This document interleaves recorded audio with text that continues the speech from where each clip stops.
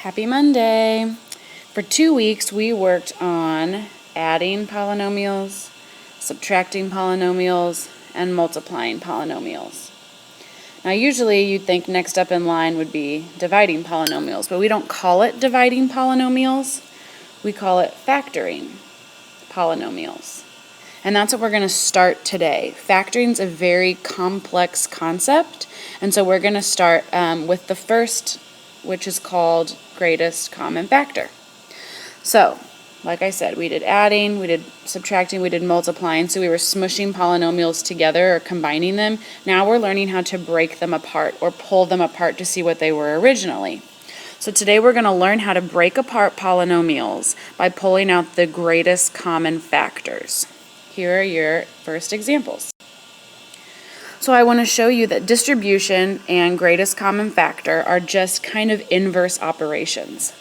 So we're used to these examples to the left, all distribution. So we know that we would take this 2, and 2 times x is 2x, and 2 times negative 4 is negative 8. Well, greatest common factor is doing the opposite of that. So what we're trying to do is instead of distribute, we're trying to undistribute. We're trying to think, what could I pull out of both of my terms?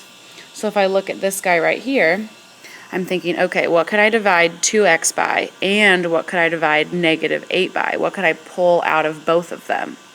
Well, they're both even, so you know you could pull a 2 out. So it's kind of like dividing, sort of.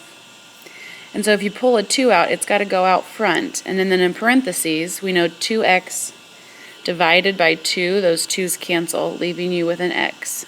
And then negative 8 divided by 2 is negative 4. And we just pulled out the greatest common factor. We're just undoing distribution, basically. So let's do this side. We're going to distribute the x.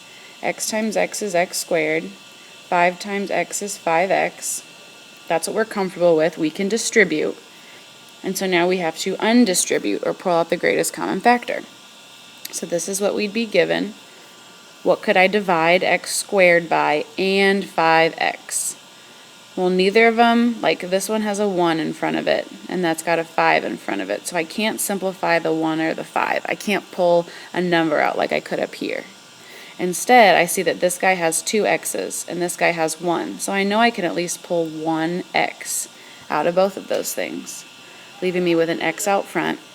X squared divided by an x. I pulled one of the x's out, which means there's still an x. And 5x divided by x is just a 5 left over. So again, I'm just working backwards. So this last one, let's distribute. 3x times x would give you 3x squared. And 3x times 8 gives you that 24. And then there's an x on the end of it. So with this example up here, we pulled out a number. With this example down here, we pulled out a letter. Sometimes you can do both. So I'm looking at these two pieces. First I'm going to look at the numbers. One's a 3 and one's a 24. Well, I know both of those are divisible by the number 3. Now I'm going to look at my x's. I see this guy has 2 of them and this guy has 1 of them. So I know I can at least pull 1 x out of both of those. So the number out front of my parentheses is going to be 3x. And then I'm going to take a look back here. Those 3's cancel. At least one x cancels, leaving me with an x. 24 divided by 3 is 8. And my x's cancel each other out. So again, I'm just working backwards. So let's try to where we don't know what it came from. In the last example, you saw the original problem, we distributed, and then we went backwards. Now I'm not going to show you, and we're going to try to just work backwards. So I'm looking at 9x, and I'm looking at 15, and I'm thinking, all right, what number could I pull out of both of a 9 and a 15? Hopefully you're thinking, well, not 2, neither of them are even. How about 3? And then I'm looking at my x's. This has an x, this does not. So I can't pull any x's out. So it looks like my greatest common factor is just 3. So 9 x's divided by 3. 9 divided by 3 is 3, and there's still an x there. And then 15 divided by 3 is 5. And that's your final answer. That's all you have to do. What was my greatest common factor? 3. And what does it look like? Like that. If you always want to check your answer, you could redistribute that 3 to make sure you get right back here. Let's try the next one. So I'm looking. I have a 7 and I have a 3. Well, the only thing 3 is divisible by is 3. And we know 7 is not divisible by 3. So there's no number that I can pull out of these. So now I'm going to look at my variables. This has 2 A's. This only has 1. So that means I can only pull 1 out. And then I'm going to look at my B's. This has 2 B's. This has 3 B's. So I really can only pull 2 B's out of both of these things. And so AB squared is my greatest common factor. And let's see what I'm left with. Well, I'm looking at my first term, and there's still a 7.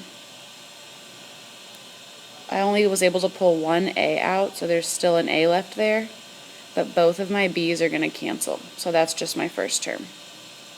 My second term, I couldn't pull the 3 out. I pulled one A out, so those are gone. I only pulled 2 B's out, so that means there's still a B left in my second term. That looks weird. And so that would be your final answer. All you could do was pull an A out and 2 B's, and it left you with 7A plus 3B. Let's do one more. So I'm looking at 36 and I'm looking at 11. Technically it's negative 11, but let's think about it as positive. 11's prime, so it's only divisible by itself. And if you take 36 and you divide it by 11, you're going to get a decimal. So again, just like our second example, I can't pull a number out. I can only pull letters out. So I'm looking at both of these. I see they both have an M. So I can pull an M out of both of them. And this guy has an N and this guy has 2 of them, which means I really can only pull 1 out. So with this, my greatest common factor is M, N. So let's divide. There's still a 36 here. However, my M's and my N's cancel. So I just have 36 left in my first term. In my second term, I couldn't pull out a number, so it's still minus 11. But I have M's that cancel. And there's 2 N's on top and just 1 on the bottom, so that means there's still 1 N left in that term. And there I've pulled out my greatest common factor. I'd love for you to pause the video here and try maybe the last 3 problems on your own. Kind of talk through them, maybe work with your group. See what you come up with, see if you're getting the vibe of all of this. So pause the video, give people maybe 5 minutes to try those 3 problems, and then you can play the video and watch me solve them. Alright, so hopefully you guys gave these a shot, so I'm going to kind of go through them quickly. I can pull a 2 out of both of these, I can pull an M out of both of these, and I can pull an N out of both of these. 14 divided by 2 is 7. My M's cancel, and I'm only left with, timeout. Okay, went through that a little too quickly that I forgot to write my greatest common factor. Pulled out a 2, M, N. M, N. Yuck. Okay, sorry. So 2MN is what I'm pulling out. 14 divided by 2 is 7. My M's cancel, and I only pulled out 1 N. That means I have an N left in this guy. With this, 2 divided by 2 means my 2's are gone. The whole thing's still negative. Oh wow, this one's fun. So 2's are gone, M's are gone, N's are gone. So all I'm left with is a negative 1. And like I said, you can check your work by redistributing. And if you do, you should get back there. That one was tricky. This one, we have 3 pieces. So I'm looking at all of my numbers, and I see 24, 18, and 3. They're all divisible by 3. This guy has an X, this guy has an X, this guy does not, so I cannot pull out any X's. Y, 2 Y's, 1 Y, that means I can pull just 1 Y out of all of these. So 3Y is my greatest common factor. 24 divided by 3 is 8. I have an X, and my y's cancel each other. Plus, 8 divided by 3 is 6. I have an x, and only one y is going to cancel, so I still have a y in that middle term. And this last one, it was tricky again. 3 divided by 3 is just 1. And then both of my y's cancel. So I'm left with 3y times 8x plus 6xy minus 1. And then last but certainly not least, I can divide all of those by 2. And they all have an a, so I can pull that out. And this one has an x, this one doesn't. This one has a y, this one has a y, this one doesn't. So only 2a can come out, and I'm going to write this one down here. So 2a comes out, and let's see what we're left with. 12 divided by 2 is 6. a's cancel, and this first term still has an xy left over. 14 divided by 2 is 7. It's a minus sign, so it's negative 7. a's cancel. This middle term still has a y. And then 20 divided by 2 is 10. My a's cancel, and this guy still has an x. And so this one, all I could do was pull out a 2a, and I'm left with 6xy minus 7y plus 10x. Now that you've done all of your notes, you're going to have a worksheet. The front side is practicing factoring. The back side is a review on multiplying, adding, and subtracting, and standard form and identifying polynomials.